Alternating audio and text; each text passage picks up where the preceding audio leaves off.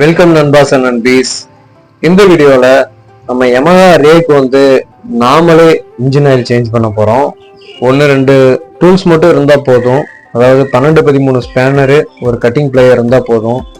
இந்த நட்டை வந்து கழட்டிட்டோம்னா பழைய ஆயிலை வந்து ட்ரைன் பண்ணிடலாம். எப்போவுமே இன்ஜின் ஆயில் சேஞ்ச் பண்ணுறதுக்கு முன்னாடி ஒரு 5 நிமிஷம் வண்டியை ஸ்டார்ட் பண்ணி கொஞ்சம் இன்ஜினை ரன்னிங்கில் வைக்கணும். அப்போ தான் வந்து இன்ஜின் கொஞ்சம் சூடாகும். மூளை முடுக்கில் இருக்கிற எல்லா ஆயிலுமே டக்குன்னு வெளியே வரும். இல்லைன்னா நிப்பாட்டி வச்சிருக்கும் போது பார்த்தீங்கன்னா அந்த லேயர்ஸ் எல்லாத்துலேயுமே வந்து அந்த பழைய ஆயில் வந்து அப்படியே படிஞ்சு நின்றுட்டு இருக்கும். ஒரு 5 மினிட்ஸில் எல்லா ஆயிலும் வெளியே வந்ததுக்கப்புறம் கொஞ்சம் வண்டியை லைட்டாக சாய்ச்சி விடணும். அப்போ தான் பேலன்ஸ் இருக்கிற ஆயில் எல்லாமே வெளியே வரும். அதுக்கப்புறம் அந்த நட்டை வந்து திருப்பி போட்டுறணும். போட்டு ஃபுல்லாக டைட் வச்சுட்டு புது இன்ஜின் ஆயில் ஊற்றுறதுக்கு வேற ஒரு டேப் இருக்கும், அதை கழட்டணும். ரொம்ப டைட் வச்சிடக்கூடாது, ஒரு அளவாக மீடியமாக டைட் வச்சுக்கணும். ஏன்னா போல்ட்டில் த்ரெட்டு போயிடுச்சுன்னா வேற போல்ட் மாற்றிக்கலாம். பட் வந்து வண்டியில் த்ரெட்டு போயிடுச்சுன்னா அதுக்கப்புறம் செட்டோடு மாற்றுற மாதிரி இருக்கும்.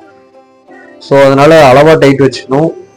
இந்த பக்கம் ஒரு டேப் இருக்கும், அந்த டேப்பை வந்து லைட்டாக கழட்டிக்கணும். அது பார்த்தீங்கன்னா ஒரு பிளாஸ்டிக் மாதிரி தான் இருக்கும்.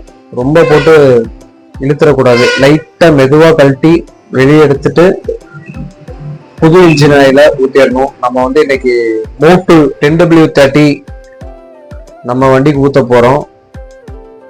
இது வந்து நம்ம வண்டி வந்து BS4 மாடல். ஸோ அதனால 800 ml வரும்.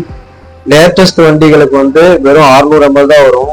எப்பயுமே ஸ்பெசிஃபிகேஷன் செக் பண்ணிட்டு தான் ஊற்றணும்.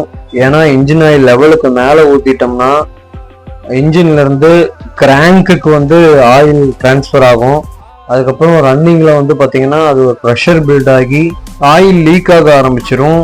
ஸோ உங்கள் பைக் மாடல் என்னங்கிறத கரெக்டாக தெரிஞ்சுட்டு ஆயில் ஊற்றுங்க கைஸ். அவ்வளோதான், வெரி சிம்பிள்.